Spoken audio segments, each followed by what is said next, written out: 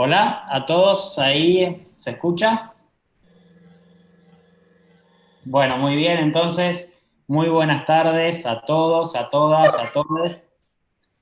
En nombre del equipo de la Asociación Civil Mujer y Gobierno y del Instituto de Masculinidades y Cambio Social, les damos la bienvenida y les agradecemos por participar de este espacio, de este encuentro de debate, de intercambio de ideas, de opiniones, en relación con bueno, una temática que está instalándose afortunadamente de a poquito en la agenda pública, que tiene que ver con las masculinidades, ¿no? Sabemos que en el último tiempo los colectivos de mujeres, de la diversidad sexual han llevado adelante diversas acciones, ¿no? Para instalar y para construir una sociedad más equitativa, una sociedad más igualitaria, y en este sentido se plantean, ¿no? Diversos desafíos vinculados con la famosa deconstrucción, ¿no? De los modelos de masculinidad. Y también en este sentido, ¿no? Se interpelan a los varones para definir cuáles son estos nuevos modelos de masculinidad, si es que efectivamente pueden denominarse así, de qué se trata, ¿no? Esta deconstrucción, cómo se hace para poder involucrar a los varones en esta nueva tarea, y cuáles son las tensiones que se generan o que se podrían generar entre los objetivos y los desafíos que se propone el movimiento feminista, el movimiento de mujeres y de la diversidad sexual en relación con los varones y la construcción de estos nuevos modelos de masculinidad. Para compartir ideas y opiniones en el día de hoy, vamos a tener la presencia de excelentes expositores y expositoras que trabajan profundamente en esta temática y que seguramente nos van a compartir muchas ideas para que este sea un espacio, ¿no? Donde iniciar un fructífero debate. Nos van a acompañar en el día de hoy Matías de Stefano Barbero, María Gabriela Córdoba, Daniel Jones y Virginia Meneghelo. Conjuntamente con Eduardo Otero Torres, vamos a, luego de las exposiciones de las y les panelistas, compartir algunas conclusiones e incluso recoger preguntas de los y las participantes a través del canal de YouTube de la asociación. Le vamos a dar en primer lugar la palabra a Matías de Stefano Barbero. Matías es licenciado, magíster y doctorando en antropología social. Se dedica a investigar la relación entre violencia y género en las masculinidades de los hombres que han ejercido violencia en la pareja. Es miembro del Instituto de Masculinidades y Cambio Social y de la Asociación Pablo Besón, donde integra el equipo de coordinación de grupos para hombres que han ejercido violencia. Además, colabora frecuentemente como docente en instituciones y universidades argentinas y españolas, y ha colaborado como investigador y asesor para el Ministerio de Salud argentino y el Ministerio de Sanidad, Servicios Sociales e Igualdad de España. Así que, Matías, te damos la palabra para iniciar este debate. Bueno, muchas gracias por la invitación. ¿Se me escucha bien? Perfecto. Bárbaro. Bueno, yo quisiera traer una reflexión inicial sobre los usos y abusos de la masculinidad hegemónica, porque muchos de los conceptos vinculados al feminismo y al género son conceptos que ganaron muchísimo alcance en los últimos años, ¿no? Y que pasaron del ámbito académico y militante a formar parte de nuestro repertorio cotidiano, digamos, para pensar la realidad social. Pero cuando los conceptos ganan mucho en alcance, pierden un poco también de profundidad, pierden parte de su filo crítico, ¿no?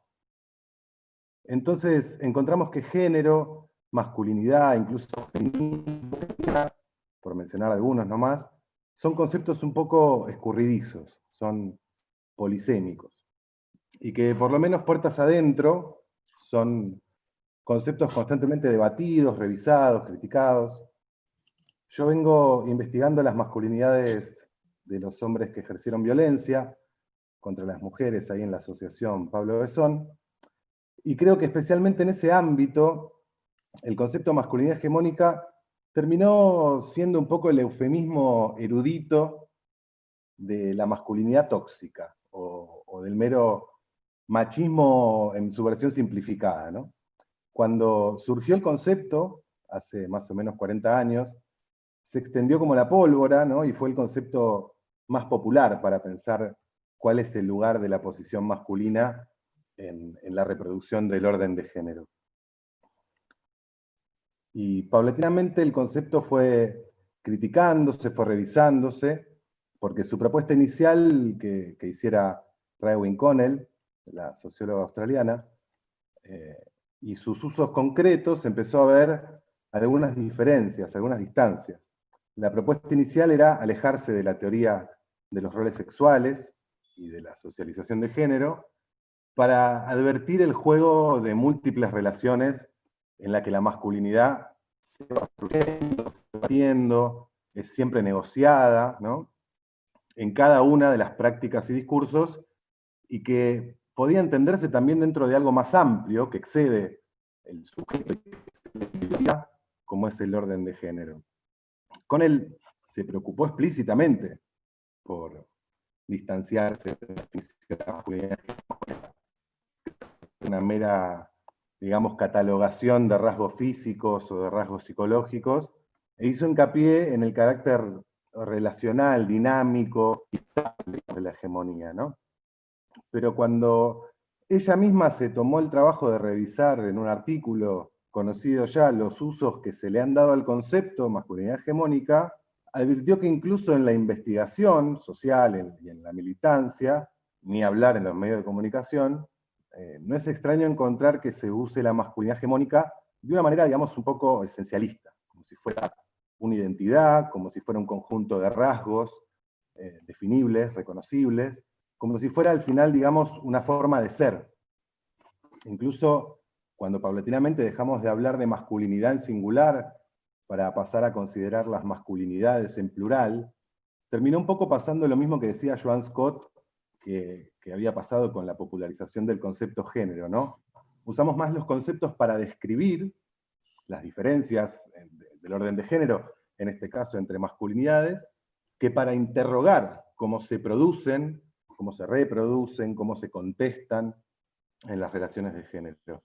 Es verdad que usado así, digamos, de modo simplificado, el concepto masculinidades es más asible, pero también es un poco más inocuo. Digamos, está más domesticado también. Decimos masculinidades porque hay varias formas de encarnar la masculinidad, de posicionarse en el orden de género, y decimos géneros porque hay diversas identidades y expresiones.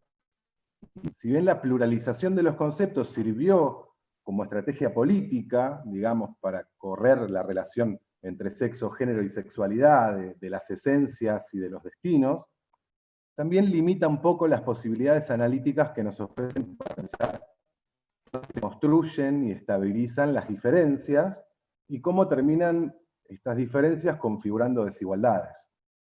Hoy la masculinidad hegemónica parece ser ese catálogo de características que trataba de reunir con él en su definición. Le hace varón blanco heterosexual de clase media, padre, protector, proveedor, alto, flaco, fuerte y de pocas palabras, digamos, ¿no? Para hacer así un cataloguito. Lo que no queda tan claro, o lo que por lo menos no es evidente, es cómo estas características en sí mismas suponen un ejercicio del poder y la legitimación de la jerarquía y la complementariedad en las relaciones de género. Y por supuesto, nos deja también en el tintero la pregunta de qué pasa con el poder si no se es varón, si no se es blanco, si no se es cis, heterosexual, etc., ¿no? Pensemos, por ejemplo, en un varón gay cis, aunque esto se puede hacer con cualquier posición, digamos, dentro de las estructuras de desigualdad. Un varón gay cis sería una masculinidad que, digamos, sería subordinada por su sexualidad dentro de las relaciones de género, pero esa posición de subordinación no es su única posición. puede tener una posición privilegiada, su raza o su identidad de género, incluso puede tener discursos y prácticas cómplices con el orden de género, homofóbico en este caso, considerando, por ejemplo, que las masculinidades gays demasiado femeninas son inferiores a las masculinas, o legitimar la inferioridad de las mujeres cis y trans, directamente, ¿no? Entonces, en las relaciones de poder y en el orden de género, como diría la antropóloga Henrietta Moore, el sujeto está compuesto por una serie de posiciones y subjetividades que son múltiples, que son siempre relacionales y que generalmente también son contradictorias. Digamos, unas posiciones, discursos o prácticas pueden ser hegemónicas y otras no, dentro del mismo sujeto, ¿no? O serlo en un contexto y no en otro. Sería, digamos, maravilloso que la realidad fuera tan sencilla y simplificable como a veces la presentamos cuando usamos así a la ligera algunos conceptos. Y acá vuelvo a eso, ¿no? Ganamos en alcance y perdemos en puntería. Todo esto para decir que me parece que cabe hacerse la pregunta sobre cómo usamos el concepto masculinidad hegemónica y cómo lo atribuimos a las personas, ¿no? Pero, ¿quién es la masculinidad hegemónica? Porque, digamos, nunca soy yo, siempre es el otro, un otro, ¿no? Que vamos construyendo por los mismos procesos de construcción de otredad que son los que sufrimos y que pretendemos subvertir. Hay un poquito de esencialismo, un puñadito de simplificación y de homogenización, una cucharadita de tradicionalismo, bastante de maldad, ¿no? Que siempre es ejercida voluntaria y racionalmente. Entonces construimos un otro como un sujeto masculino por antonomasia, ¿no? El sujeto de la acción, que lo que reproduce esta idea es un poco el estereotipo de varón que insistimos en cuestionar, pero que, bueno, utilizamos para construir otredades también. Cuando pensamos así, la masculinidad hegemónica sirve un poco para deshumanizar, ¿no? Para construir al otro como una amenaza terrible por su potencia, por su poder. Es una masculinidad que siempre sabe, que decide, que puede, que actúa o no, pero siempre es desde su capacidad de hacerlo, ¿no? Desde la voluntad. Nunca tiene fisuras, nunca tiene miedos, nunca tiene vulnerabilidades, ¿no? Siempre es un otro amenazante, que está dispuesto a hacer daño, a ejercer la violencia, y eso al final termina siendo un poco una caricatura estereotípica de lo que llamamos masculinidad. Entonces, a esos que, digamos, le tiramos el arma arrojadiza de la masculinidad hegemónica, o de la masculinidad tóxica tan en boga, o del machismo simplificado, hay que detectarlos, ¿no? A través de esa etiquetación, hay que señalarlos, y por oposición binaria, otra cosa que cuestionamos siempre, pero también muchas veces reproducimos, terminamos construyendo un lugar de pertenencia, un nosotros, un yo, que funciona como un refugio simbólico donde habitamos, bueno, los buenos, los puros, los que somos los adalides de la moral contrahegemónica, ¿no? Y cuando se construye un ellos y un nosotros, tan maniqueamente, no tardan en surgir discursos belicistas, discursos punitivos, que lamentablemente son bastante frecuentes cuando se habla de masculinidad, de poder, de violencia. Y la pregunta es si lo que queremos es señalar, condenar y erradicar al otro, o a las condiciones que posibilitan la desigualdad y la violencia. Entiendo que la respuesta es la segunda, ¿no? Segunda opción. Pero ¿qué nos deja con los sujetos? ¿Qué hacemos con los sujetos mientras cambiamos las condiciones de posibilidad de esa desigualdad y esa violencia? Parece una pregunta tonta, pero ahí subyace un poco algo de esta idea de que conceptualizar es politizar, ¿no? Que decía Celia Morós. Utilizamos el concepto masculinidad hegemónica, o tóxica, o machismo, perdón, para describir, para señalar, para disciplinar, perseguir y castigar, o para interrogar cómo se construye un orden social y para imaginar las formas en las que es posible transformar la realidad y las relaciones de género. Yo siempre tiendo a pensar que en eso que llamamos resistencias de los varones, y que vamos a hablar también a lo largo del encuentro, siempre hay algo que puede ser útil para que consideremos cómo estamos elaborando nuestras propuestas, para que revisemos cómo podemos interpelarlos e interpelarnos mejor. Pero, digamos, no es extraño que alguien se resista a ser alterizado. Si esa otredad supone un esencialismo que lo pone en riesgo de ser expulsado, condenado, ¿no? Creo que deberíamos ser un poco más permeables a las críticas de esos otros, ¿no? Intentar dialogar, o por lo menos escuchar cuáles son las críticas que nos vienen desde los otros, para revisar un poco cuál es nuestra propuesta política, cuáles son nuestras premisas, cómo es nuestra manera de comunicar.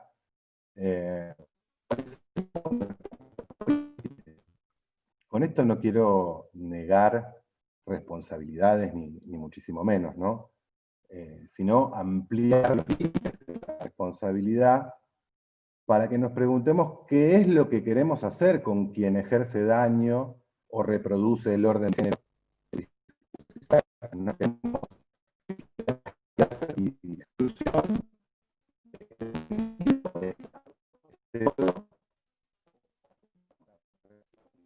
formación de los vínculos comunitarios, ¿no? Son dos respuestas muy diferentes también.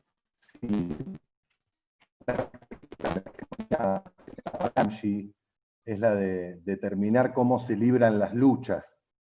Entonces podemos pensar que en los usos y abusos de los conceptos masculinidad hegemónica, masculinidad tóxica, machismo, etc., quizás se escondan algunas de las herramientas del amo, como decía Audre Lorde. O sea, cuánto de ese otro hay en nosotros, cuánto de la hegemonía del orden de género y de otros órdenes reproducimos en nuestros discursos y prácticas que quisiéramos que fueran contrahegemónicas, ¿no? Cuánto reproducimos de la política del antagonismo que construye enfoques, ¿no? Cuánto podemos imaginar una política del encuentro donde quepan también nuestras miserias. En este momento histórico en particular, y con esto termino, creo que es urgente dejar de construir otredades enemigas e imaginar algunos puntos de fuga para empezar a ampliar los límites de eso que nos gusta llamar nosotros. Muchas gracias por el espacio. Bueno, muchísimas gracias a vos, Mati, por tu intervención, muy, muy interesante, por cierto, planteando, bueno, un poco el concepto relacional del género, las distintas posiciones, ¿no? Intersecciones que existen y que construyen, ¿no? Estos sujetos, y sobre todo el destacar, ¿no? Los riesgos de construir un yo y un otro, ¿no? Que me parece que eso es una de las aristas más relevantes para poder abordar en estos tiempos. Bien, vamos ahora a continuar con la exposición de María Gabriela Córdoba. Gaby es doctora en Humanidades en el área de Psicología, titulada por nuestra querida Facultad de Filosofía y Letras de la Universidad Nacional de Tucumán. Es psicóloga, especialista en psicoanálisis y género, codirectora de la carrera de posgrado, especialización en estudio de mujeres y de géneros, docente de grado y posgrado e investigadora con experticia en ciencias sociales, psicología, sociología y estudios de género, principalmente en la temática de masculinidades. Es co-coordinadora general de SOMOS, Centro de Investigaciones en Géneros, Masculinidades y Diversidad del NOA, y miembro de la Asociación Argentina de Sexología y Educación Sexual. Así que, nuevamente, Gaby, muchísimas gracias por participar y te damos la palabra. Hola, buenas tardes. Gracias a vos, Nico, por la convocatoria, por la idea. Un placer compartir este espacio de intercambio con todos estos excelentes profesionales, ¿no?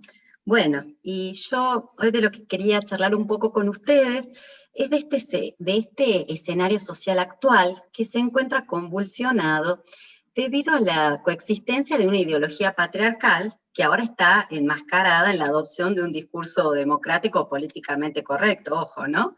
Y de los movimientos feministas y LGTBIQ+, que han generado enormes cambios sociales en las relaciones de género, en el ejercicio de las sexualidades y en las identidades. Y en estos tiempos feministas, justamente muchas mujeres estamos redefiniendo nuestra identidad, buscando la democratización de los vínculos, la igualdad y la paridad, ¿sí? Pero esto no solo cambió las reglas de juego y los modos de vincularnos, sino que alteró en el mismo acto los emblemas viriles tradicionales que están constituidos alrededor del dominio, la diferencia y la superioridad sobre las mujeres. Y esto creó desconcierto en los varones.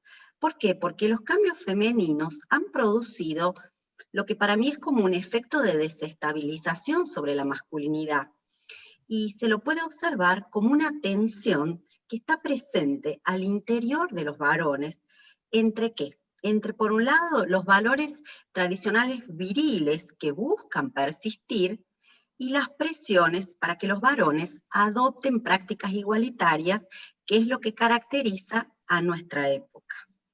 Pero ¿cómo van a lograr los varones asimilar la igualdad con las mujeres si les han enseñado que ser hombre es ser no solo diferente, sino más que las mujeres? Porque no nos podemos olvidar que el ideal de masculinidad social se ha centrado en la diferencia y en la oposición con lo femenino, para que quede bien claro que un varón no es un bebé, no es una mujer, ni es homosexual, como decía Badinter, ¿no? Y el resultado de todo esto es como una exacerbación de prácticas que responden al modelo patriarcal y que por ende son opuestas a la igualdad, que usan los varones como manera de profundizar las diferencias con todo lo que la cultura les ha enseñado que corresponde a las mujeres. Los varones se siguen apoyando en los mandatos de que para ser hombres hay que desvalorizar, denigrar, repudiar todo lo que se asocie con pasividad y con femineidad, porque aún no hay otros pilares identitarios que los reemplacen, lo que lleva a que muchos varones intenten continuar cumpliendo con estos mandatos sin crítica alguna, porque sí piensan que se desmasculinizan. O sea, en otras palabras, fíjense cómo muchos varones están viviendo este reparto paritario, este reparto equitativo de espacios, de responsabilidades y de poderes que piden las mujeres como un riesgo subjetivo. O sea, ¿por qué hablo de riesgo subjetivo? Porque para ellos no significaría solamente poner en entredicho su identidad viril, sino que también supondría un declive de sus privilegios, de estos arreglos de años que justamente por ser de años parecieran o son percibidos como eternos, ¿no? Entonces, fíjense que lo que pasa es que los varones, entre comillas, normalizan sus conductas, las consideran naturales, aunque no coincidan con las condiciones que hoy se viven, y por ello sostienen prácticas que no son ni equitativas ni acordes a las exigencias de los tiempos actuales, ¿no?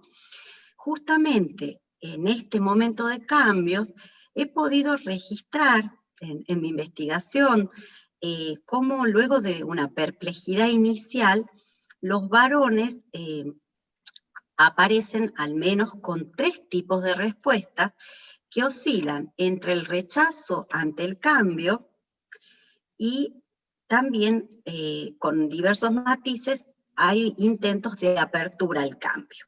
Así, bueno, les cuento en qué consisten estas 3 respuestas. Hay varones que se atrincheran, llamo yo, en un tradicionalismo viril. ¿Y qué hacen? Continúan con un desempeño del rol con características muy conservadoras, reproducen así los mandatos tradicionales de los que hablaba Matías recién del ser hombre, y así lo que en realidad hacen es intentar evitar este vacío definicional que les implicaría alejarse de una posición conocida de supremacía. ¿Por qué? Porque si un varón ya no puede seguir siendo dominante, que es lo que se debe, entre comillas, se produce una herida que no siempre pueden tolerar. Y se termina produciendo un desajuste al que yo he llamado impotencia vital. ¿Cómo sería esto?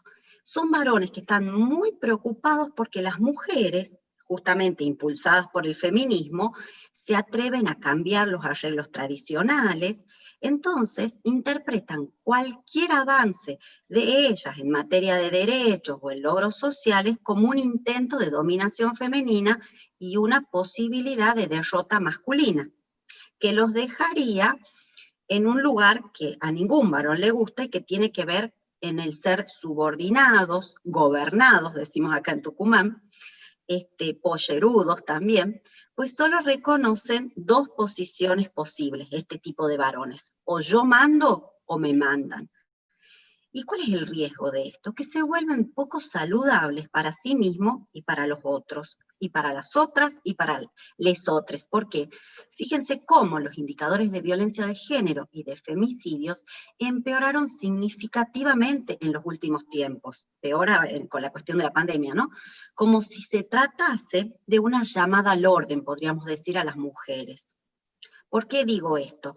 Porque este tipo de varones, los que tienen este desajuste de impotencia vital, viven como golpes directos a su sentimiento íntimo de masculinidad todas las situaciones en las que las mujeres no cumplen con las expectativas genéricas, o por ahí también cuando los engañan, o cuando los abandonan, y ahí la ira que esto les genera se manifiesta en muchas ocasiones como violencia, que por momentos se muestra abiertamente.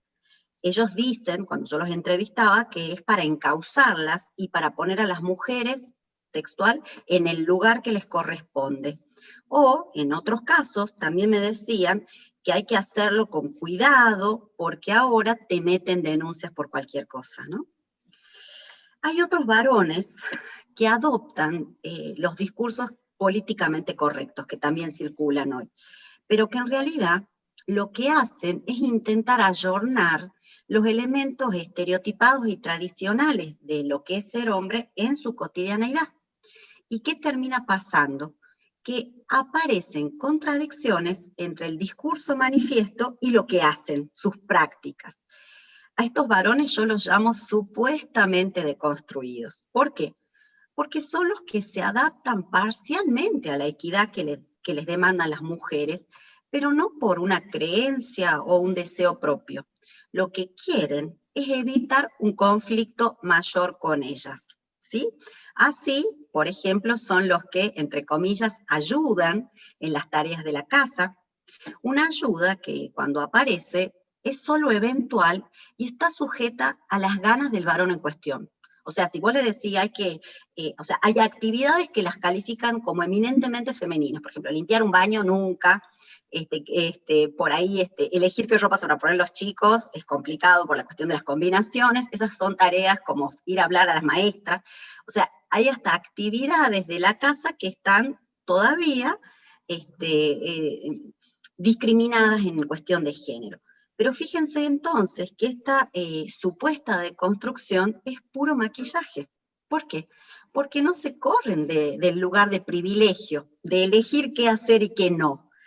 Y siguen con expectativas de servicio por parte de las mujeres, solo que disimulan muy bien, ¿no? Y en muchas ocasiones también aparecen como algunos cuestionamientos de estos mandatos, de estos emblemas de la masculinidad hegemónica de su parte, pero nunca hablan de sí mismos.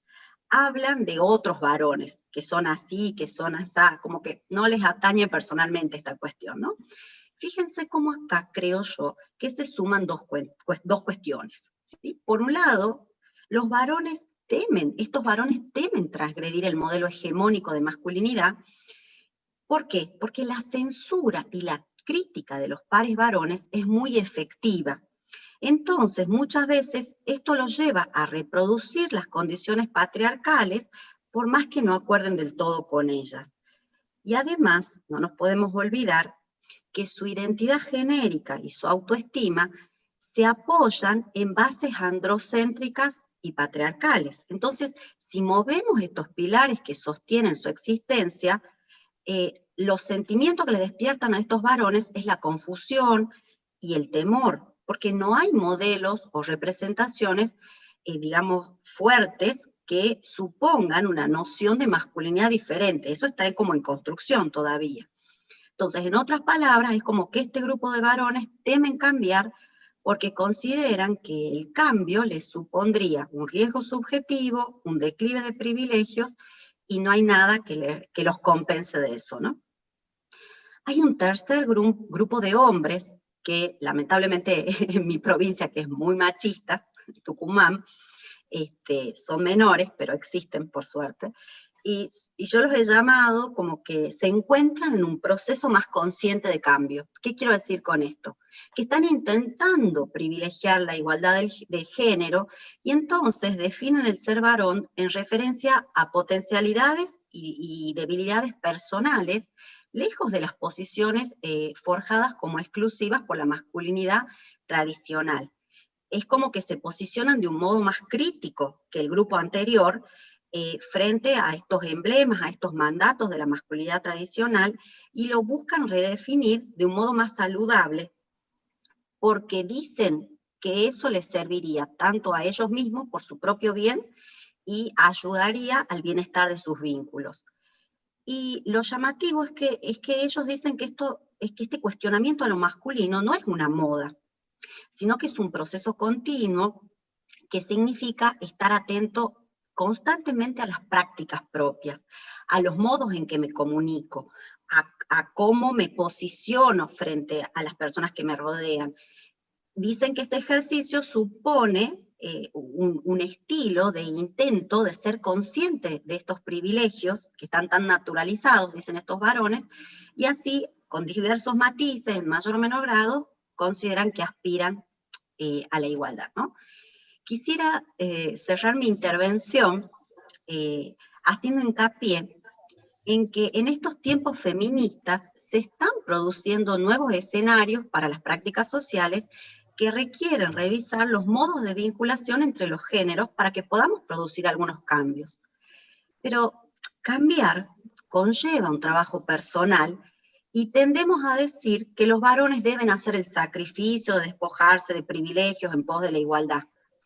Mi pregunta ante esto, que la tiro acá para todos, es si los varones, con el alto rédito narcisista, con el provecho que les produce contar con privilegios, ¿van a renunciar así como hacía ellos? Porque si solo, ¿qué estoy viendo yo? Que si solo hacemos hincapié en que abandonen los privilegios de la masculinidad, eso genera respuestas como reactivas o violentas por parte de los varones, porque como perciben que esas renuncias son pérdidas irrecuperables, reaccionan mal, digamos, y en definitiva, lo que queríamos, que era lograr cambios, no lo podemos hacer. Por eso estuve pensando que podríamos, como estrategia, empezar a mostrar los costos que acarrea para un varón encajar en este molde propuesto por la masculinidad tradicional. Porque ese molde a los varones les produce ansiedad, asociada a la falta de seguridad, a la falta de certeza, a no saber ahora lo que les corresponde hacer. Incluso estoy notando que a los varones les atormenta la ausencia de nuevos libretos para encarar a una mina, como me decían, ¿no? Como que están tan asustados por los escraches de acoso, por ahí no saben qué pueden hacer, qué no. Entonces creo que acá es importante enfrentar esta tarea desde las instituciones y las políticas públicas, a fin de que los varones se ocupen de reconciliar las nuevas circunstancias sociales con sus ideas generales acerca de la hombría, para así facilitar su transformación, pero con una actividad estratégica propia.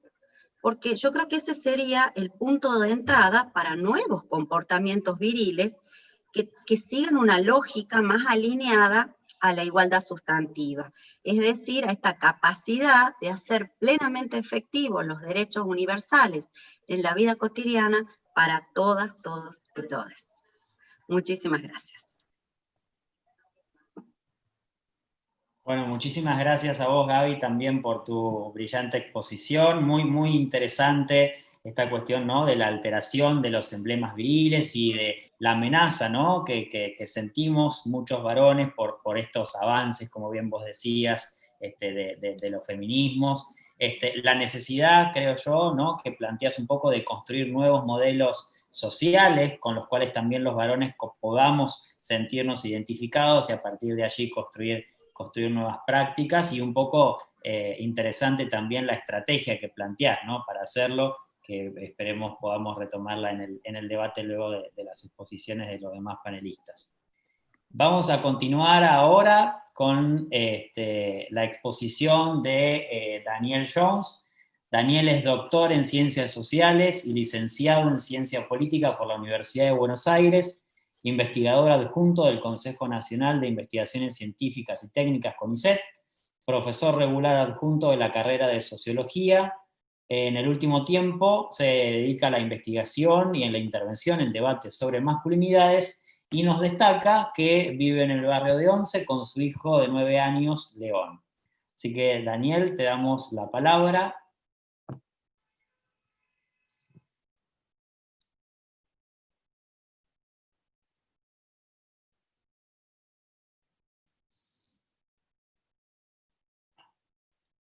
Bueno, mientras vamos ahí acomodando la presentación que Daniel nos va a compartir, aprovecho para comentarles que pueden ir formulando preguntas para les expositores, expositoras, a través del canal de YouTube.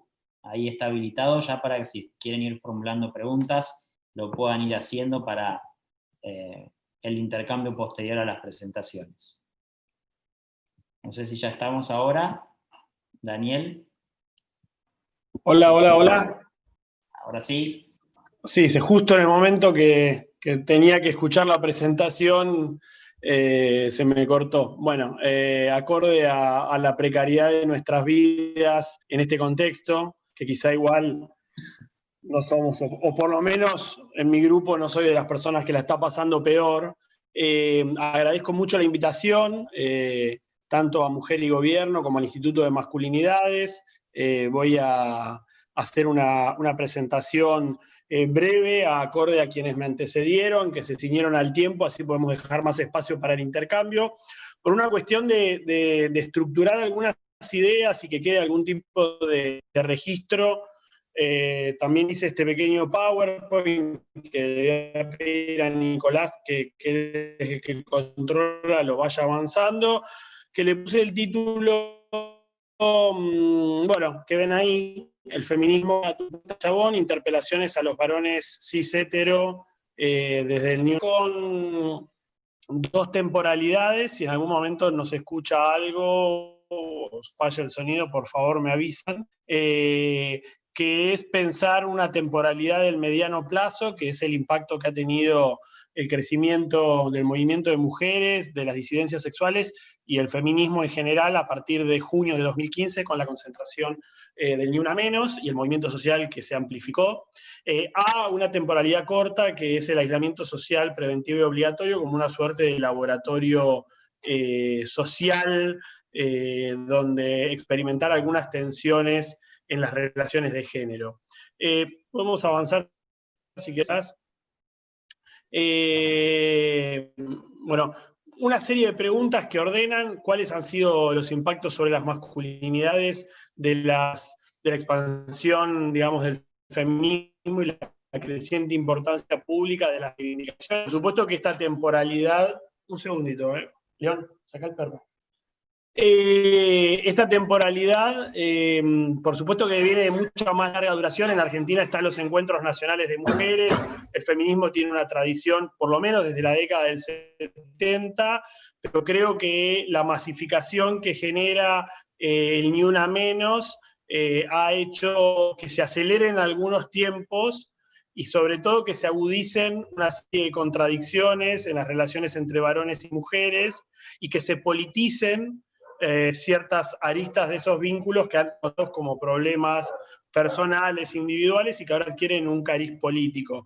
Básicamente en estos últimos 5 años lo que hubo fue un cuestionamiento sistemático, público y masivo a la estructura de privilegios que detentamos los varones y a los efectos que tienen estos privilegios sobre las mujeres. Seguimos un poquito más. Ahí está.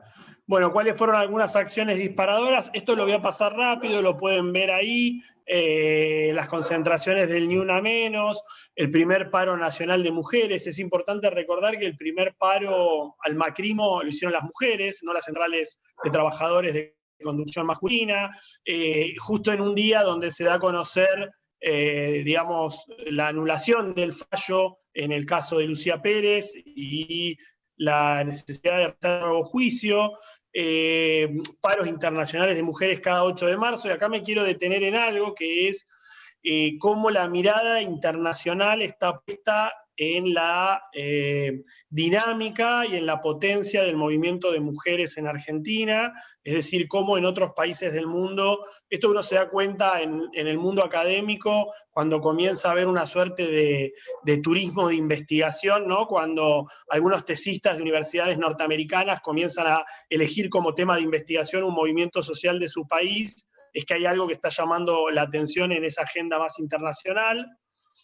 También la irrupción pública y masificación del debate por la legalización del aborto, con su media sanción, y cómo ha habido alianzas políticas interpartidarias alrededor de algunas de estas agendas, como fue el caso del grupo conocido como La Zona, donde iba de Silvia Lospenato del PRO hasta Malena Galmarini, digamos, el Frente de Todos, etcétera, etcétera. Vamos a avanzar a la siguiente. Bueno, hay unas fotos, podemos pasar, las fotos de Ni Una Menos, la siguiente. Digamos, la emulación de las figuras del cuento de la criada. También como acciones disparadas de conciencia, los scratches, denuncias judiciales por abuso sexual, artistas, como fue el caso de Telma Fardina, Juan D'Artés, la tematización de ciertas violencias laborales como violencias de género. Si ustedes están siguiendo o han seguido los casos, por ejemplo, de Roberto Pettinato, como muchas personas que trabajaron, muchas mujeres que trabajaron con él, ahora releen esas experiencias como experiencias también de violencia de género o acoso sexual. La visibilización creciente de los femicidios y el femicidio visto como la punta de iceberg de un continuum de violencia de género. Vamos un poquito más adelante, si se puede. Bueno, y entonces, ¿qué sucede? La violencia de género aparece como un lenguaje, un vocabulario disponible para reinterpretar y renominar situaciones de larga data, incluso situaciones ya pasadas, que son conceptualizadas en clave de violencia de género. También hay, digamos, versiones jurídicas, políticas, o sí, de modos formales o mediante una jerga informal. La extensión del término machirulo lo refleja, en la militancia, en el ámbito de trabajo y en el de la familia, ¿no? Esto de la familia es muy interesante, el caso de las hijas y el recambio generacional. Yo a veces he dado algunas capacitaciones en el Poder Judicial y me ha pasado que un camarista de esos que tienen un poder y un salario al que difícilmente alcancemos el grueso de los mortales, venga a hacer un curso sobre perspectiva de género, y cuando uno le pregunta por qué lo hace, dice porque ya no tiene ni un lenguaje común para comunicarse con su hija adolescente, ¿no? Entonces digo, muchas veces la forma de ingresar esta agenda tiene que ver con las tensiones intergeneracionales en los vínculos familiares. ¿Cuáles han sido las reacciones de los varones cis heterosexuales? Ahí podemos pasar a la siguiente. Ahí armamos armamos porque el trabajo finalmente lo escribimos con Rafael Blanco para un libro que compila Lucho Fabri, que está por ahí, sobre masculinidades, un continuum que va desde la despatriarcalización o la deconstrucción, según el carácter político o no, o un uso más coloquial o de sentido común. Podríamos decir casi un uso silvestre que se hace del término de construcción, lo cual no está para nada mal en un país que tiene una larga tradición de apropiarse, por ejemplo, de la jerga psicoanalítica para usarla en la vida cotidiana. Digo, es algo bastante propio en la Argentina.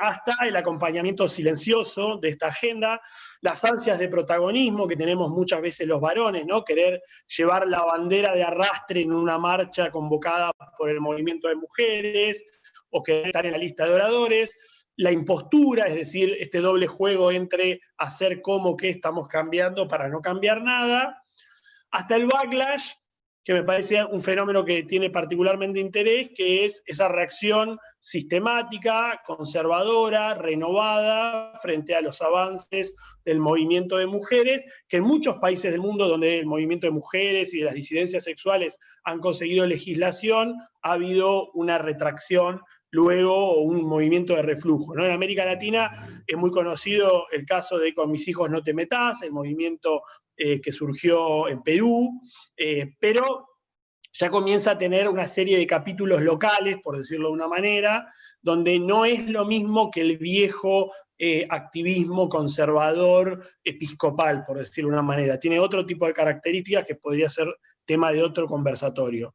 Y finalmente el desconcierto, que no entra en la línea del continuum, lo pusimos como aparte porque creemos que genuinamente estos cambios generan también en muchos varones un desconcierto acerca de los nuevos códigos o las nuevas formas de vinculación, que se manifiestan muchas veces en un pedido de orientación de más genuino, menos genuino, más impostado, menos impostado, acerca de cómo seguimos con estos cambios. Vamos a la siguiente parte, por favor.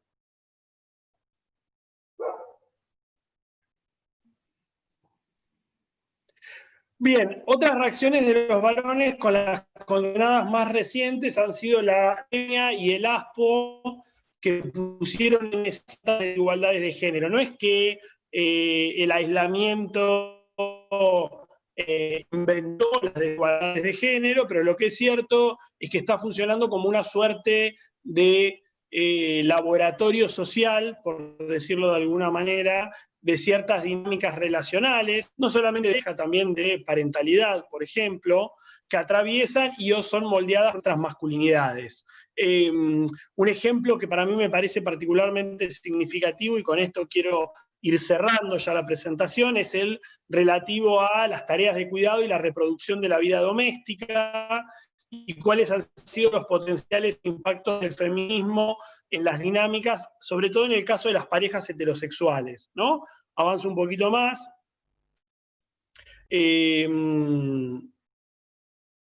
Yo escribí hace poco una nota en Anfibia sobre este punto, que el editor de Anfibia tuvo el tino de publicarla el Día del Padre, y eso generó, creo, alguna repercusión, por lo menos en quienes estuvieran interesados en levantar el guante. Vieron que los editores tienen más ojo para relacionarse con el público que los académicos.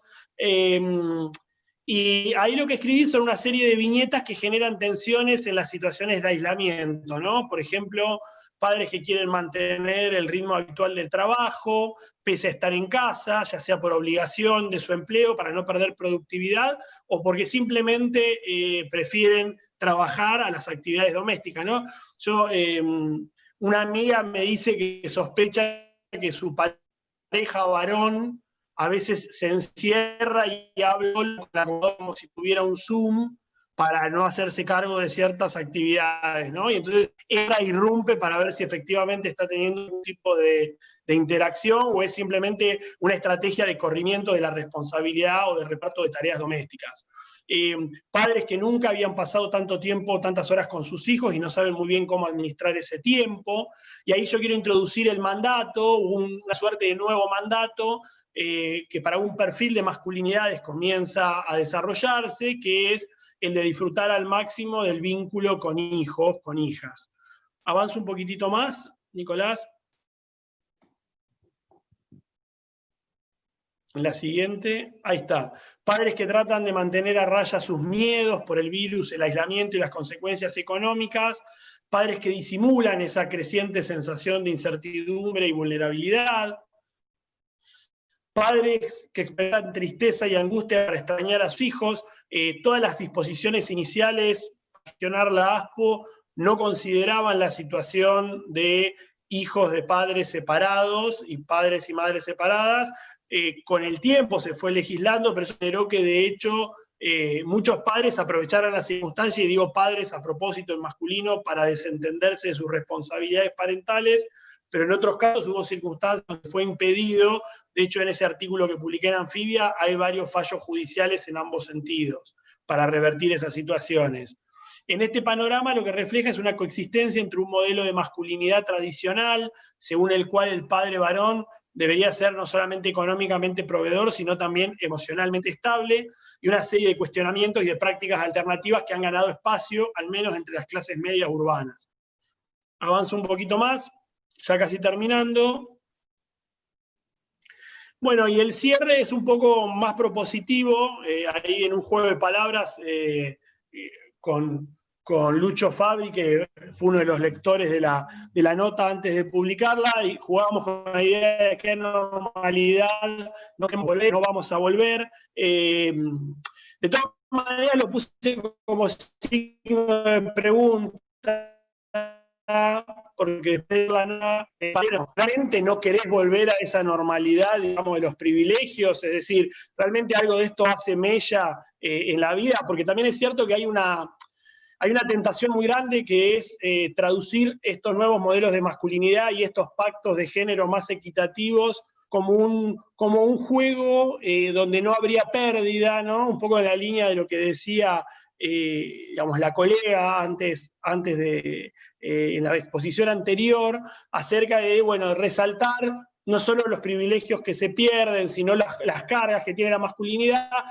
Pero yo soy de la idea que hay que decir con todas las letras que una modificación de la estructura de privilegios significa renuncias y pérdidas, es decir, que no es un juego donde ganamos todos. La idea de que los varones blancos, propietarios, heterosexuales, cisgénero, vamos a ganar con mayor igualdad de género, es como un poco tramposa. Creo que sería más honesto en todo caso clarificar cuáles son los costos de cada modelo de masculinidad y generar dinámicas, digamos, para transformarlas. Pero decir que vamos a terminar ganando todos no me parece que sea tan claro, como decía María Gabriela, ¿no? Antes. Y en ese sentido, me parece que una herramienta potente para ir pensando es una articulación entre los estudios de masculinidades y el feminismo, ¿no? Yo ahí propuse dos ideas. Una, la idea de masculinidad como dispositivo de poder, desarrollada por Lucho Fabri. Y del otro lado, y con esto termino, la idea que propone la siguiente, a ver, Nicolás, si puede ser. Una idea de Bell Hooks, ¿no? Acerca de, una más incluso, podemos avanzar una más y ya con eso cerramos, la ensayista afroamericana, feminista, que a mí me parece sumamente interesante lo que plantea ella, que es, o sea, Bell Hooks, no tiene nadie que conocerla, digo, es una ensayista contemporánea afro-norteamericana que escribe para las masas, realmente escribe, no es una feminista académica, escribe ensayos de divulgación, y tiene una agenda para mí muy clara sobre los varones, y en esa agenda para los varones, en varios libros, por ejemplo, La voluntad de cambiar, The Will to Change, bueno, varios otros libros, lo que ella dice es que el feminismo tiene que tener una agenda de intervención política sobre los varones, y que los varones pueden ser, de una manera muy contundente, aliados del movimiento feminista, pero hay que trabajar no sobre la masculinidad, sino sobre la masculinidad patriarcal,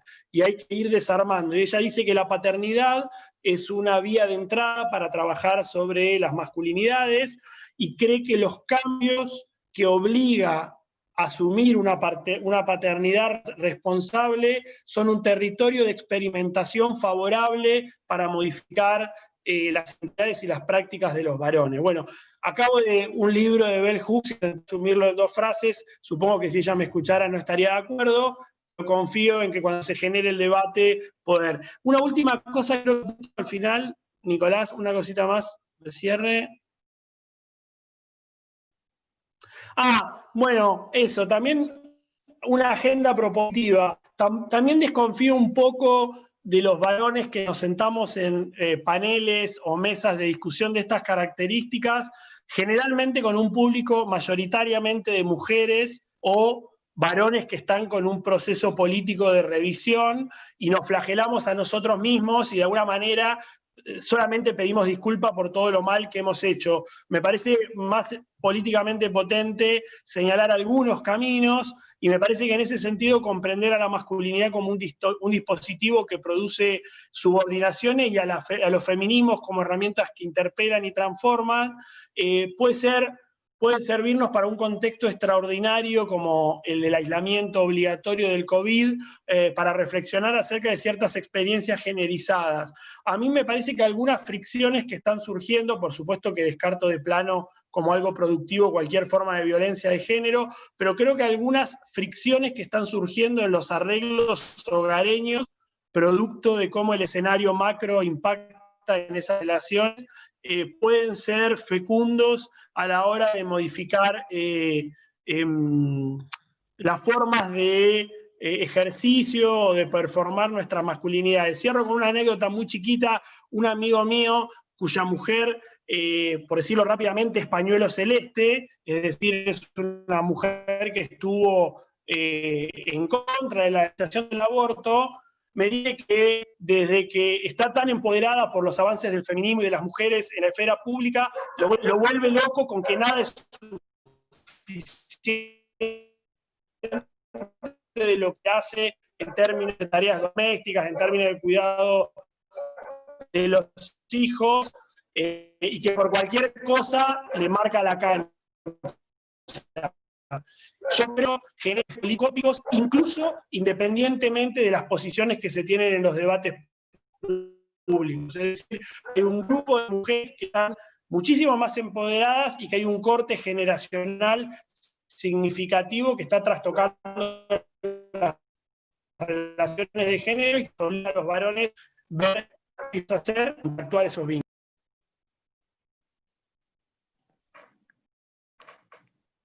Bueno, muchas gracias, Daniel, por tu exposición, clarísima también. Nos has hecho como una radiografía un poco, ¿no?, de la realidad, la realidad local, con apreciaciones conceptuales, destacando, ¿no?, la necesidad de sincerar un poco el debate también, ¿no?, de señalar las fricciones, las tensiones, estas pérdidas también a las que hacía alusión María Gabriela, con, bueno, algunas propuestas como pensar, ¿no?, estos nuevos modelos a partir de la paternidad responsable, que me parece muy interesante también, un punto como para poder retomar luego en el intercambio. Vamos a darle ahora la palabra a nuestra última expositora, a Virginia Meneghello. Virginia es directora asociada de Nodos Consultora en Diversidad e Inclusión, es doctoranda en Sociología, docente universitaria de posgrado en Sustentabilidad y Diversidad, investigadora en temas de masculinidades, género e integración, trabajo y vida personal, gestora en áreas de comunicación, diversidad e inclusión, cultura organizacional y people caring, tanto en corporaciones como organizaciones sociales. Es miembro del International Network on Leave Policies and Research, auditora de empresas en el premio Ganar Ganar de ONU Mujeres Argentina y la OIT, jurado de los premios de responsabilidad social empresaria de la Cámara de Comercio francesa en la edición 2019, vocal en el Consejo Publicitario Argentino entre los años 2015 y 2018, y directora de las campañas en temas relacionados a conciliación y bullying. Virginia, te damos entonces la palabra para que compartas tu exposición. Perfecto, muchas gracias, Nico. Gracias en primera instancia por la invitación, porque siempre es un espacio y un placer personal de ir reflexionando sobre las temáticas. La verdad es que mientras estaba escuchando a Matías, Gabriela, Daniel, me pasaba muchas veces como hacen los perritos que están en el auto de asentar, digamos, con la cabeza. Sumamente rico y complejo el tema, ¿no? Yo pensaba un poco cómo el tema de los cambios nos cuestan a nivel institucional, a nivel familiar, laboral y personal, y cuestan por las resistencias que tenemos porque estamos acostumbrados a un modelo, a un hábito, que implica, digamos, una serie de pensamientos, de acción y reflexión. Y esto nuevo, que nos viene, digamos, un poco a mover el statu quo, que si bien, digamos, nos mueve una situación que no estaba, digamos, para nada equitativa, sí sucede que otorga claridad, ¿no? Nivel de expectativa en los que se espera, digamos, de un lado y del otro.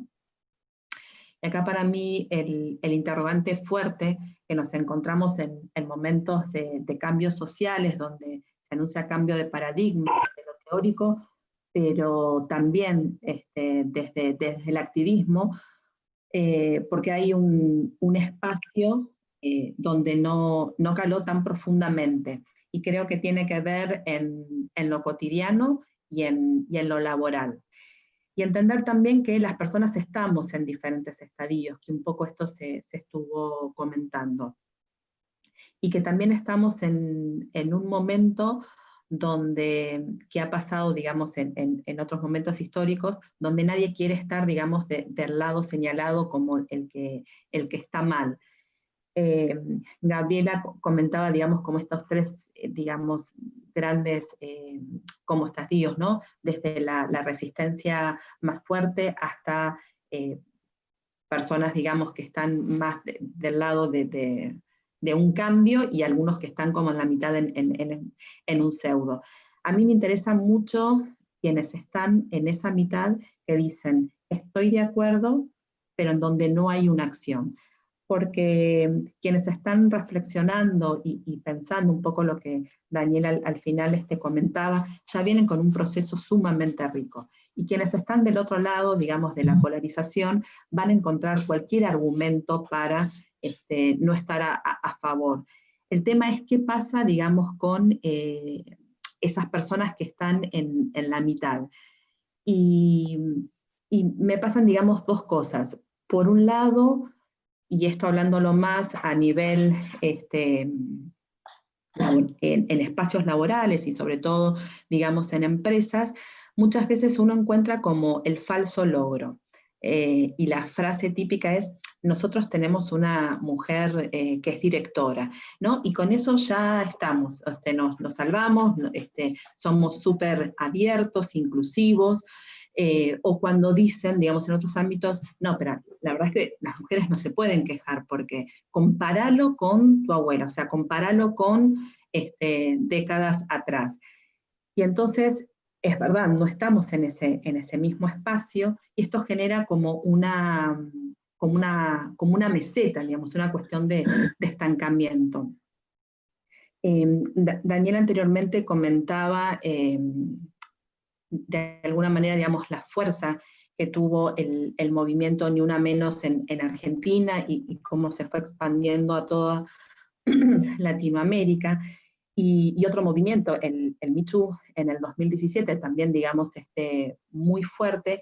Hay una investigación del año pasado que se hizo en Estados Unidos a 1.200 casos, digamos, de varones, que se les preguntaba un poco, bueno, digamos, post o durante, digamos, el Me Too, cómo estaban pensando las cuestiones en respecto de equidad, lo que se denunciaba, ¿no? Digamos, no solamente las cuestiones de diferenciación, de brecha, las cuestiones, digamos, mucho más fuertes de acoso y demás. Y la verdad es que la mayoría de los hombres apoyaban el liderazgo de las mujeres en los diferentes ámbitos, en el político, en lo laboral, en lo público, y tenía, digamos, datos alentadores, si uno quiere decir. Decía que el 70% reconocía y apoyaba que tenía que haber más mujeres en la política. Un 60% que apoyaba respecto de que haya más mujeres en cargos de liderazgo en los ámbitos laborales. Y un 88% que se demostraba positivo y que afirmaba que estaba haciendo todo lo posible para apoyar la carrera de su pareja, esto hablando de parejas heteros.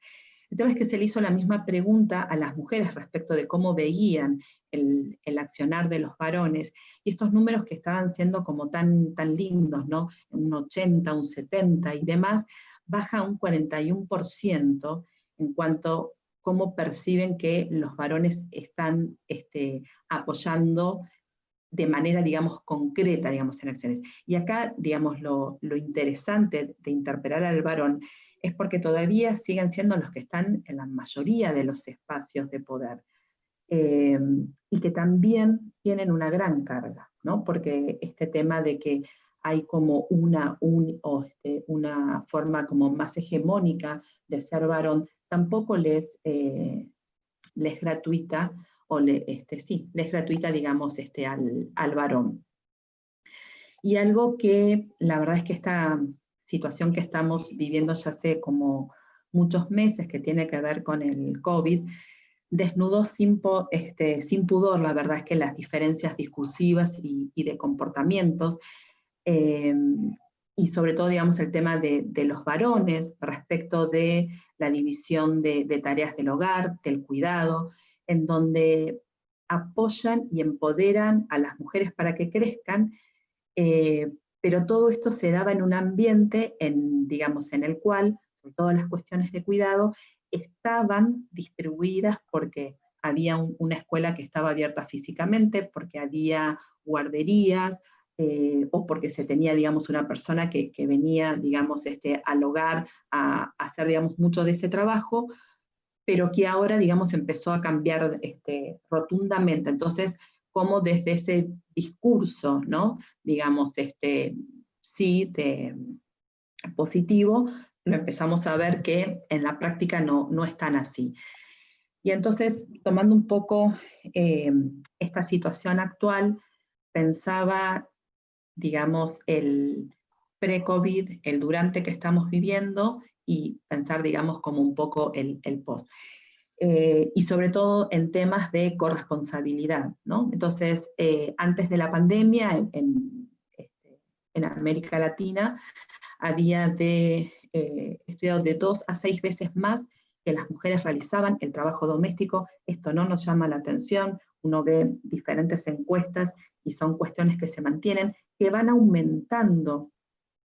Es verdad, las tareas que van haciendo, digamos, los varones, pero sobre todo en las que aumentan son las relacionadas a la educación con los chicos. Todavía creo que era Gabriela la que mencionaba que eligen algunas cosas y otras no, como que hay algunas que no les pertenecen. Hay otro estudio del uso del tiempo que se hizo en Chile, en Argentina y en España, y que evidenció también que en los 3 países el 70% del trabajo doméstico y de los cuidados sigue estando en manos, digamos, de mujeres, y otro que en parejas donde heteros, donde ambos son proveedores, aún así la mujer es la que le sigue dedicando, digamos, mayor tiempo a todo lo que tiene que ver durante la pandemia, al cuidado del hogar. ¿Qué pasa ahora durante la pandemia? Nos empieza, digamos, a demostrar que muchas cosas que estaban siendo terreno ganado por parte de las mujeres, hay una situación de riesgo en la cual haya retroceso. En la región Latinoamérica, el 61% de las mujeres que estaban trabajando se redujo un 38%, y esto en gran parte tuvo que ver con la carga del cuidado, que recayó otra vez en la mujer. Cuando se les pregunta a las personas que tienen hijos, hijas, quién se dedica al tema, digamos, de la educación, el 75% son mujeres, el 10% son los varones padres y hay un 15% que son otros familiares. Y hay otro estudio interesante de Oxfam y de Promundo, que lo hizo en 5 países, que muestra que las mujeres, una de las cosas que manifiestan es que en este tiempo están, digamos, muy, muy cansadas, porque tiene que ver con todo lo que tiene que ver con el cuidado, con el trabajo, con los diferentes roles, y mientras que lo que muestran los varones es que están en una situación más felices y relajados, en parte porque están pasando más tiempo con sus hijos de lo que hacían antes, pero se quejan por la falta de tiempo en pareja, ¿no? Entonces, digamos, esto viene a mostrar varias desigualdades, que también hay una brecha que tal vez no se habla tanto, que es la brecha mental, digamos, de la ocupación de tiempo mental que también ocupa realizar, digamos, todas esas tareas. Y que algo también para tener presente es que en muchísimos acuerdos y avances que se muestran a nivel global en cuestión de empoderar a la mujer en diferentes ámbitos, está genial. No hay metas sobre la mayor participación del cuidado por parte de los varones. Entonces es como que se hace bastante difícil, digamos, este cambio, esta aceleración, si no está lo mismo de las dos partes. Y hay un concepto que en realidad no es un concepto de esto, pero que reflexionando en esto yo lo voy a tomar, que en realidad es de la diversidad sexual, que tiene que ver con el salir del closet, ¿no? ¿Y por qué lo voy a hacer? Que creo que solamente a Edu una vez se lo comenté. El closet hace referencia a algo que hay que ocultar, algo que molesta, que incomoda, digamos, al otro, y yo lo relaciono con las mujeres que tienen hijos, con una cuestión de meterse en el closet. Porque lo que se empezó, digamos, a ver es que hay un otro que sí sabe que hay hijos, pero que hace de cuenta como que no es, como no me cuentes, como que no están, ¿no? Muchos estudios muestran que las mujeres son, digamos, interrumpidas durante las reuniones, o que aparecen los chicos en los famosos Zoom, Meet y demás, 3 veces más que las reuniones de los varones, ¿no?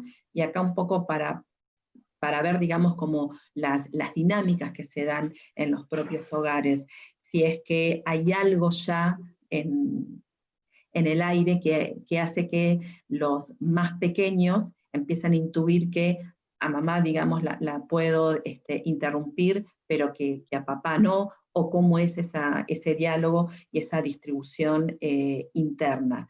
Y en eso, digamos, sobre todo pensándolo en el ámbito laboral, sé que existe, pero hagamos de cuenta de que no. Así, digamos, no hay que, digamos, hacerse cargo de esa situación cuando sabemos que las instituciones no están abiertas y que esto genera, digamos, un impacto en el desarrollo de carreras de ambos, pero yo creo que va a ser, digamos, más fuerte en términos negativos respecto de las mujeres. Y para ir llegando a lo que va a ser la pospandemia, que tanto se habla de una nueva normalidad y cómo va a ser, me venía a la cabeza el libro que posiblemente lo conozcan, es ¿Quién le servía la cena a Adam Smith?, que es de una periodista sueca, y que de alguna manera lo que ella habla ahí es que como el trabajo del varón, que es un trabajo que es el que cuenta, que es el visible, que es el importante, y que hay todo, obviamente, un trabajo invisible y que está como en una segunda instancia, que es el de la mujer.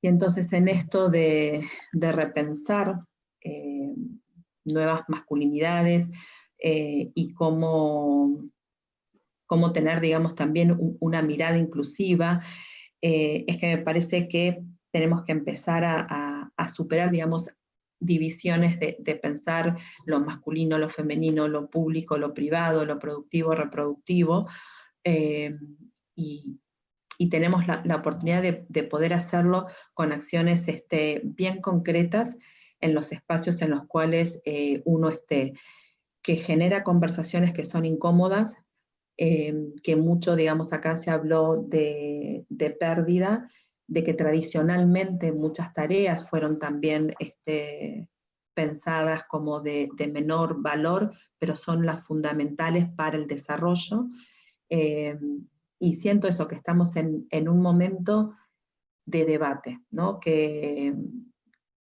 por suerte, digamos, hay un mayor avance y voces a favor, pero que todavía hay micro y macro resistencias. Bueno, Virginia, muchísimas gracias también por tu exposición. Muchas aristas para recoger y continuar debatiendo. Le vamos ahora a dar la posta a Eduardo, que va a recoger, que estuvo recogiendo en este tiempo algunas de las preguntas que han formulado quienes están participando de esta reunión, y también algunos lineamientos de cada una de las exposiciones. Así que, Eduardo, te damos la palabra. Hola a todos y a todas. Nada, en principio agradecer a todas las personas que están participando, que nos están escuchando, y agradecer a los expositores, a Mujer y Gobierno por organizar esta actividad, y a la red, y a la red de masculinidades. A ver, es difícil empezar a pensar o empezar a agrupar algunas de estas cuestiones, pero yo sí creo que es interesante empezar a hacerse algunas preguntas que yo creo que en la misma lógica en la que se empezaron a hacer algunas de estos cuestionamientos, sobre todo sobre el concepto de masculinidad hegemónica. Hay algo que yo me pregunto, ¿no? Como antropólogo, nosotros siempre nos preguntamos por los conceptos, y creo que hay algo que hay que empezar a pensar, porque hablamos de los desafíos de la masculinidad en tiempos feministas. Y yo me pregunto ¿qué son los tiempos feministas, no? Primero, ¿sí? ¿De qué tiempos feministas estamos hablando? Porque cuando hubo todo el movimiento por el voto femenino, todo el movimiento, digamos, ha habido varios movimientos, entonces hay diferentes tiempos feministas que hoy están llegando a discutir algunas cuestiones más básicas de los roles de género y de las relaciones, digamos, específicas. Creo que es un momento en el cual la discusión está en esta idea de que lo privado es político, ¿sí? Digamos, en un principio hablábamos de las ciudadanías, de las mujeres, etcétera, etcétera, pero hoy estamos en un contexto muy específico, y también es preguntarnos, bueno, ¿cuáles son los tiempos feministas de hoy? ¿Y de qué estamos hablando cuando hablamos de tiempos feministas? Esa sería como mi primera pregunta, ¿sí? Y posteriormente quisiera como recopilar algunas de las cuestiones que están planteadas, que las traté de resumir muy rápidamente, pero pues es difícil escuchar, permitir que, digamos, administrar el Zoom, etcétera, etcétera. Pero planteaba esto, ¿no? ¿Qué son los tiempos feministas, no? Estamos hablando de cambios sociales, de interpretaciones desde los feminismos, desde los estudios de género, desde los estudios de las masculinidades, desde los movimientos sociales, pero también en realidad estamos hablando de que hay unos roles que vienen transformándose y que vienen cambiando y que están interpelando tanto a las mujeres como a los varones, ¿no?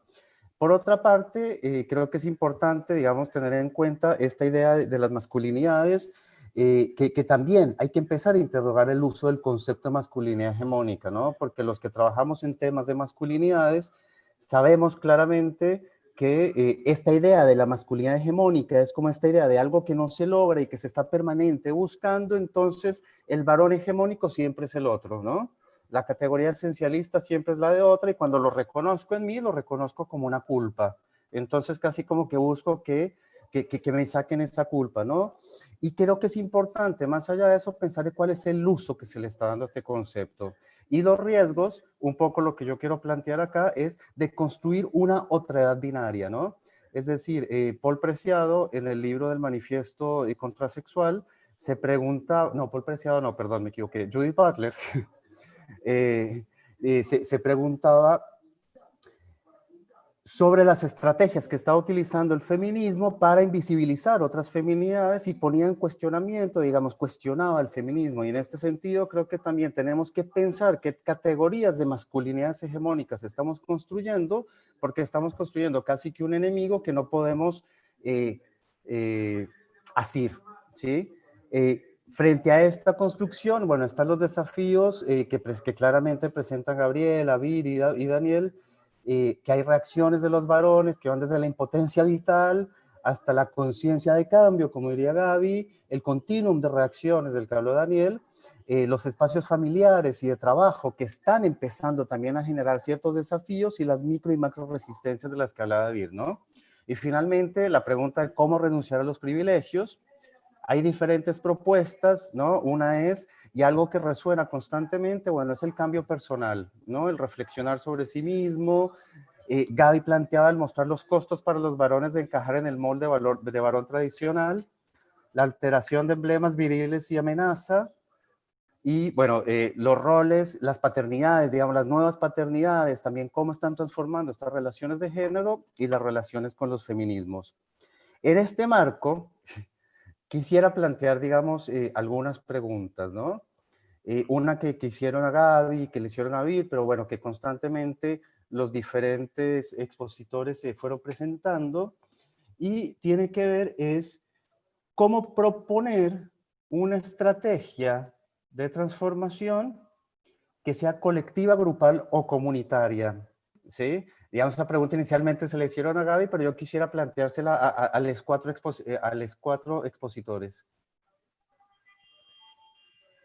Ay, espera.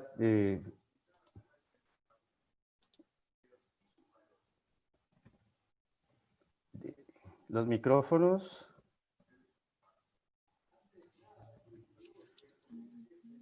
Hola. Sí, sí, sí. Gaby. Bueno, a mí me parece que eso ha circulado, y creo que si bien es un interrogante de todos, bueno, yo me he permitido pensar algunas cuestiones, y creo que el pensar otros estilos de paternidad posibles es una puerta de ingreso impresionante para trabajar. ¿Por qué digo esto? Porque la mayoría de quienes hoy son padres, o quienes están prontos a hacerlos, han sufrido lo que, bueno, yo en mi libro he llamado hambre de padre. ¿Qué quiero decir con esto? Que son varones que han sido criados con una figura paterna que ha ejercido su rol más bien con un amor a distancia, más preocupado por la provisión, cumpliendo más con un rol tradicional de la paternidad. Entonces yo creo que, digamos, a partir de ese propio sufrimiento que todos hemos, todas y todes, o la gran mayoría hemos pasado, creo que se puede mostrar como decir, bueno, ¿vos querés ese costo también para tus hijos o no? Y creo que ahí puede ser como una posibilidad de acercamiento, también nuevas estrategias de socialización, para que se interiorice la idea de una doble provisión y de un doble cuidado, sin privilegios jerárquicos, y en ese sentido, también a nivel educativo, es muy importante empezar a trabajar con lo que son las expectativas de género, y hasta los roles y a los juguetes que se les permiten en las salitas que jueguen o no los niños. A ver, a mí en mi clínica en particular han traído una vez un niño con una familia humilde, con una carta cerrada de la escuela, muy asustados. Cuando abro la carta, la demanda era de las maestras porque el niño no se comportaba adecuadamente como varón. ¿Cuál era la descripción? No jugaba a la pelota, no era torpe. Entonces, toda una cosa de secretismo que tiene que ver con unas expectativas que estaban naturalizadas en ese espacio educativo, ¿no? Entonces, creo que trabajar con las expectativas de género, empezar también a mostrar que los varones se pueden cuidar en su salud, y eso los hace inteligentes, no feminizados, también son estrategias. Bueno, por ahí la seguimos pensando, tampoco es cuestión de acaparar. Sí, Vir.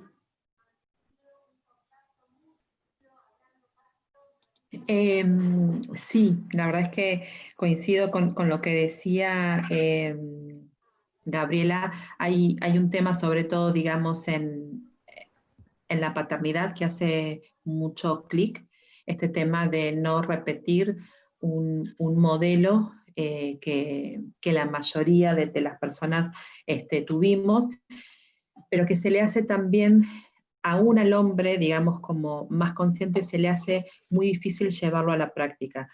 Yo desde la experiencia lo que veo es que hay, digamos, dos grupos en términos de paternidad más consciente, que son los que más abogan por un tema de equidad, pero que también no la pasan bien, que son las nuevas generaciones y los padres separados o divorciados. Porque está tan relacionado el tema del cuidado con la mujer, que cuando son los hombres los que quieren, digamos, ejercer este rol de paternar, se encuentran con una muralla en lo familiar, con una muralla en lo laboral, con una muralla en otros espacios. Para poner, digamos, algunos ejemplos y poder bajarlo. Cuando un varón es el que pide poder retirarse antes o asistir media hora más tarde a una reunión o algo, por algo vinculado a los hijos, les suelen poner mala cara a los varones y a las mujeres, o sea, tampoco les gusta que le pidan, pero es como está asumido que la mujer va a estar pidiendo eso. Entonces, una vez un varón lo que me comentaba era, la próxima la verdad es que no lo pido porque ya sé que no. Y la respuesta interesante del jefe era, pero ¿y no puede ir tu esposa? Y me decía, es que es mi ex esposa, y no es un tema de que ella no puede. Yo quiero ir, digamos, era por una consulta médica de su hija que quería ir. Decía, pero ¿y no tenés tu hermana, tu mamá? O sea, empezaba a buscar como a las mujeres de la familia para poder ir. Digo, y es una barrera grande. Otra persona que cuando lleva, digamos, a su hijo a la consulta pediatra, el pediatra lo ignora totalmente y le habla a ella. Entonces, digo, no es solamente, digamos, en este tema de cambio que es tan difícil, como diferentes círculos, ¿no? Es interesante. Primero es obviamente comenzar por uno, pero después cuando vas en los diferentes círculos, está muy vedado esta cuestión en el hombre. Yo en una investigación que había hecho a mujeres directoras y CEOs, una de ellas me comentaba que en un momento, por su tema de desarrollo de carrera, le tocaba viajar mucho, 2 semanas al mes estar fuera de la casa. Entonces, una de las cosas que habían, digamos, definido es que él, digamos, su trabajo le gustaba, pero, digamos, no tanto, iba a hacer, digamos, un trabajo más part-time, pero generaron, digamos, todo un discurso hacia el afuera de que él se iba a dedicar a las finanzas, ¿no? Como un gran paraguas de que tenía como más movilidad y libertad, porque los que sabían lo cuestionaban, ¿no? Y los que sabían, estaba hablando del círculo familiar, el círculo de amigos, y entonces era como, digamos, no estaba bien que él, digamos, desarrollara como mucho más plenamente. Y esto no es algo de hace 2 siglos, es algo bastante cercano. Entonces, es difícil, la verdad es que no está fácil. Ok. Y bueno, tenemos poco tiempo, así que nada, voy a aprovechar para hacerle una pregunta que hace Fernanda Gandolfi. Estoy mirando porque todo el YouTube acá en otra pantalla, que hace Fernanda Gandolfi a Matías y pregunta, ¿qué lugar pensás vos que ocupa la clase social como identidad que en algunos casos potencia la masculinidad tóxica? Digamos, el vínculo masculinidad y clase social. Me parece una afirmación peligrosa, la verdad. Okay. Sí. Creo que, para seguir con lo que contaban las compañeras, que la voluntad de cambiar también está ligada a las condiciones estructurales, ¿no? Sobre las que las subjetividades también se configuran y donde los cambios son imaginables o no, digamos. quiero decir, abogamos por la corresponsabilidad de las tareas domésticas, por ejemplo. Pero ¿dónde queda la lucha por un permiso de paternidad digno? O por un sistema laboral que sea compatible con esa corresponsabilidad doméstica.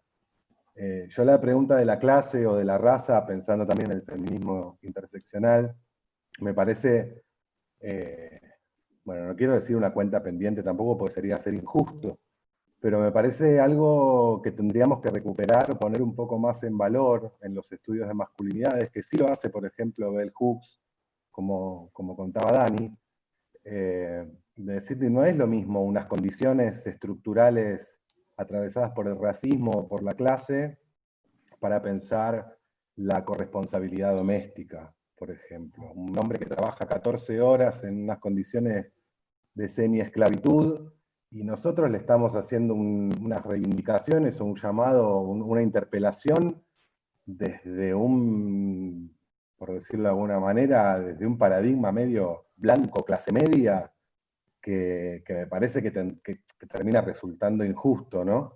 Entonces me parece que hay situaciones en la estructura social, posiciones en la estructura social que tienen un montón de particularidades.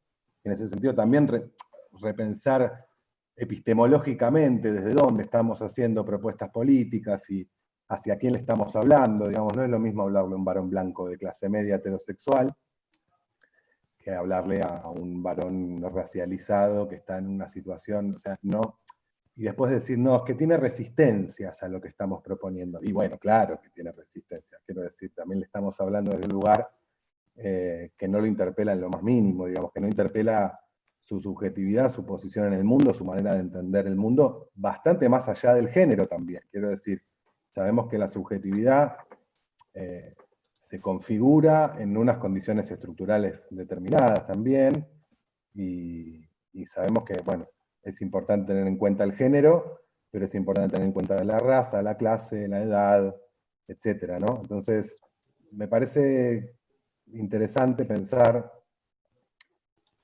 o retomar las perspectivas del feminismo popular, del feminismo negro, incluso de los feminismos que tienen patas en organizaciones religiosas, etcétera. Digo, abrir un poco el panorama para pensar a quién le estamos hablando y cómo le estamos hablando, para que luego no se terminen dando algunas situaciones como estas. Es decir, bueno, es que el machista al final, y eso es interesante, lo trabaja Norma Fuller, una antropóloga, si no me equivoco, peruana, sobre el concepto machismo, de cómo, por eso yo también traía lo de masculinidad hegemónica, sobre cómo originalmente fue un concepto asociado al racismo, ¿no? Un concepto que se utilizaba en las guerras que hubo en México y en Estados Unidos, como para deslegitimar al rival, ¿no? El machista tradicional, que tiene esas creencias, y está vinculado a la clase también, está vinculado a la colonialidad, pensar esas categorías desde la otredad, ¿no? Entonces creo que sí que es importante tener en cuenta la clase, pero yo me gusta pensar, revisar cuánto de clasismo hay en nuestras propuestas también, antes de levantar el dedo, con todo respeto, lo digo a la compañera que hizo la clase, que hizo la pregunta, perdón, para hablar de clase social. Ok. Bueno, nada, muchísimas gracias. Un poco lo que uno ve es que todavía estamos en discusión. Y bueno, voy a aprovechar una última pregunta que aparece acá en YouTube para Daniel. ¿Sí? En realidad serían dos preguntas. Una es, ok, porque Daniel hablaba bastante del tema de la paternidad, ¿no? Entonces, preguntarle si pensar en equiparar las licencias por maternidad y paternidad podría ayudar simbólicamente en cuanto al acceso al trabajo para la mujer y jerarquizar la paternidad para los varones. Sí, te repito la pregunta si quieres. No, está bien. Ok. ¿Y es una sola pregunta o tenías dos? Así la junto. Y la otra que no tiene mucho que ver, pero es decir, me quedan miles de preguntas que no las quisiera hacer porque vos hablabas del vínculo entre feminismo y los estudios de las masculinidades, y sabemos que esos vínculos han sido, digamos, complejos a lo largo de la historia, ¿no? El feminismo, por ejemplo, es más, hasta con el lesbofeminismo, con los feminismos negros, etcétera, etcétera, indígenas, también ha sido complejo, pero con las masculinidades es otra, ¿no? Entonces, por una parte, preguntar, sí, todos los cambios en licencias de maternidad ayuda simbólicamente en el acceso al trabajo para las mujeres y jerarquiza la paternidad para los varones, y creo que esta pregunta, la última del vínculo entre feminismos y masculinidades, nada, porque se plantea y es, bueno, ¿cómo se llevaría a cabo ese vínculo? Sí, creo que vos lo mencionaste, Matías también, si quieren colaborarnos para un cierre. Bueno, muy interesantes las preguntas, también las intervenciones previas, habría varias cuestiones que dijeron las compañeras también, Matías, para levantar. Justo se me hicieron alguna pregunta sobre maternidad antes y me quedé con ganas de intervenir. Yo a veces pienso que hay una idea de transformación de las masculinidades que hace como una caricatura medida de las viejas masculinidades, ¿no? Y como que el cambio generacional en sí mismo nos llevaría teleológicamente hacia masculinidades más emancipadas. Y la verdad que cuando yo pienso en lo que fue mi abuelo y mi viejo, yo tengo imágenes de actividades absolutamente feminizadas llevadas adelante por ellos, con lo cual no sé si tengo una masculinidad más igualitaria que la de mi viejo o la de mi abuelo, pensando dos figuras masculinas, con lo cual yo tiendo a desconfiar bastante de esa idea, ¿no? Creo que cada generación de varones, y más en este momento donde es un eje de reflexión pública, cree que es una suerte de pionera en esa transformación de la masculinidad y tiendo a desconfiar bastante, sobre todo viniendo de varones, porque hay como una idea de autoexaltación de, bueno, estamos haciendo historia con este cambio. No sé, habría que ver qué tipo de muñeco de paja hacemos en el pasado para generar comparaciones que nos dejen bien parados, ¿no? Porque digo, había varones que hacían tantas o más cosas que nosotros, pero sin un sistema de redes sociales para publicitar cada gesto, digamos, y amplificar nuestro compromiso con la paternidad, con las luchas, etc. Eran quizá compromisos de paternidades responsables más discretas. Yendo sobre este punto a la primera pregunta, para no esquivar, a mí me parece que lo ideal sería un sistema de licencias, ya sé que ahora van a decir Argentina no es Suecia, pero un sistema de licencias que dé a los progenitores una cantidad total de tiempo y que ese tiempo sea repartido entre progenitores con una cantidad mínima de tiempo que tenga que tomarse cada uno, ¿no? En Suecia son 18 meses y ninguno de los progenitores puede tomarse menos de 3 meses. Por supuesto que en Argentina, con el sistema que existe, la precariedad laboral, la informalización, etcétera, es imposible, pero un modelo donde ponga tiempos mínimos y donde las parejas puedan arreglar esa forma, yo creo que también generaría otras condiciones de negociación en los arreglos de crianza. Y acá yo quiero decir algo que es muy antipático y complejo, y lo voy a decir con mucha prudencia, porque no es mi afán tirar una piedra en un momento se está cerrando digamos, la actividad. Pero en ese mayor protagonismo de los varones en un ejercicio responsable de la paternidad, también hay ciertas prerrogativas asociadas a la maternidad que deberían ser revisadas.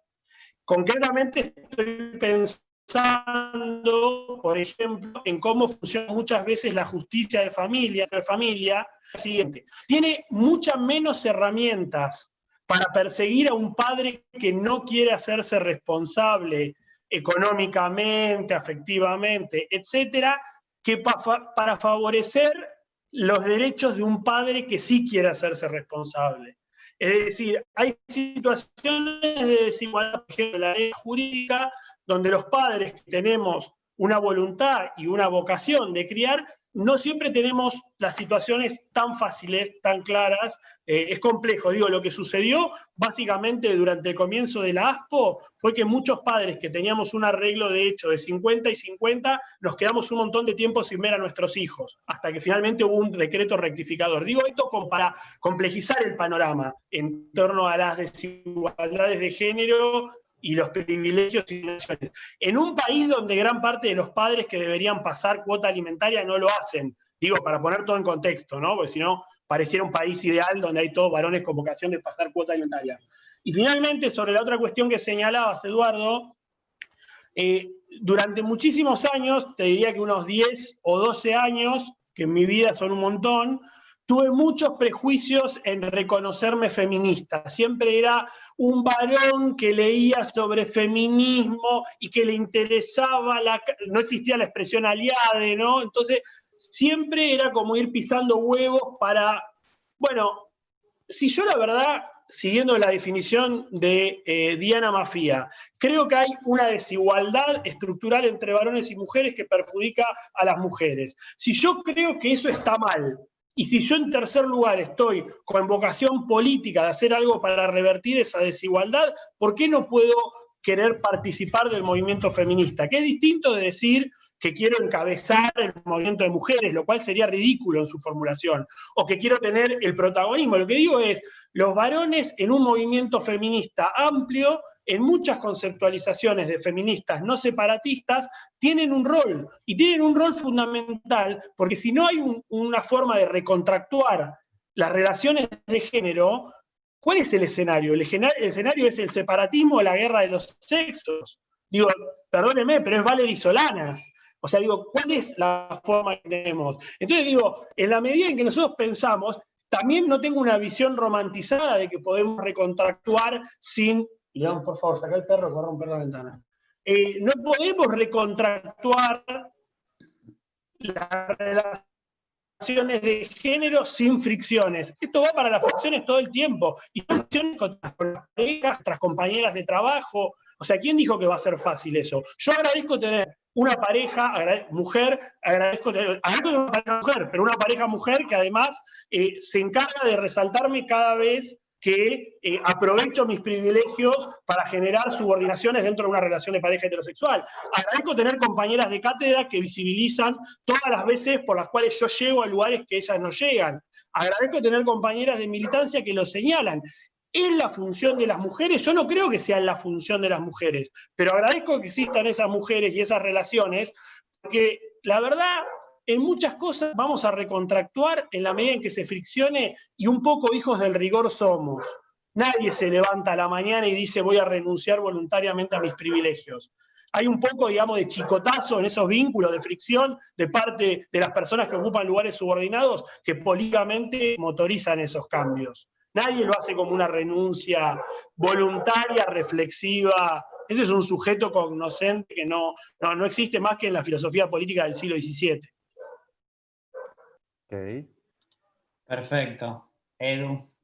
Bueno, Daniel, muchísimas gracias a todos, a todas las expositoras, también a quienes han participado durante ya casi estas 2 horas de debate. Riquísimas las intervenciones, los disparadores, las aristas que quedaron sobre el tablero para continuar trabajando. Creo que, como han señalado todos, incorporar perspectiva de género implica visibilizar estas cuestiones, estas relaciones de poder, y como bien decías, Daniel, cuando están en juego cuestiones de poder, la construcción de las relaciones de poder, hay fricciones que por supuesto hay que reconocerlas y sincerarlas para poder construir y avanzar en un camino, como planteaba Matías al comienzo, contrahegemónico. Estamos muy contentos y contentas de poder contribuir a instalar esta temática en el debate. Creemos que, digamos, como también señalábamos al comienzo, hay que entender, ¿no?, la cuestión del género desde una perspectiva relacional, la cuestión de la violencia también desde una perspectiva relacional. Quedaron algunas preguntas pendientes vinculadas con cuestiones específicas de violencia, los dispositivos de la violencia. Ahí los compañeros del Instituto de Masculinidades y Cambio Social tienen un trabajo muy interesante que hasta el momento nos han compartido solo un pedacito de la primera etapa de esa investigación, pero que pronto, digamos, seguramente compartirán con resultados muy, muy relevantes para abordar esa cuestión también. Pero que en definitiva lo que quería señalar para cerrar es que es un debate que se está comenzando a dar, pero que me parece que falta traducirlo en consensos para el desarrollo e implementación de políticas públicas. Así que me parece que, digamos, es necesario continuar fortaleciendo ese tipo de espacios, continuar con este tipo de debates para poder plasmar políticas públicas que en definitiva contribuyan a la construcción de nuevos modelos sociales, a que nos, digamos, a contar con herramientas para el abordaje de los varones que ejercen violencia, ¿no? Y un poco en el sentido de todo lo que hemos dialogado en el día de hoy. Quiero, digamos, antes de cerrar este espacio, también transmitir nuestra mayor solidaridad con los compañeros y compañeras Guillermina Gordoa y Ariel Sánchez, que en el día de ayer, precisamente en un espacio en donde se discutía, digamos, se pretendía discutir esto, sufrieron muchas agresiones, ¿no? En parte que reflejan un poco también lo que hemos dado cuenta en la charla de hoy, pero no queríamos dejar de transmitirle esta solidaridad a los compañeros y, en cierta forma, bueno, saber que instalar esta temática también, como bien decíamos hoy, implica hacerse cargo de este tipo de responsabilidades que lamentablemente continúan en el día de hoy. Así que bueno, de parte nuevamente de Mujer y Gobierno y del Instituto de Masculinidades, agradecerles a todos por su participación y comprometerlas para seguir discutiendo en algún próximo encuentro.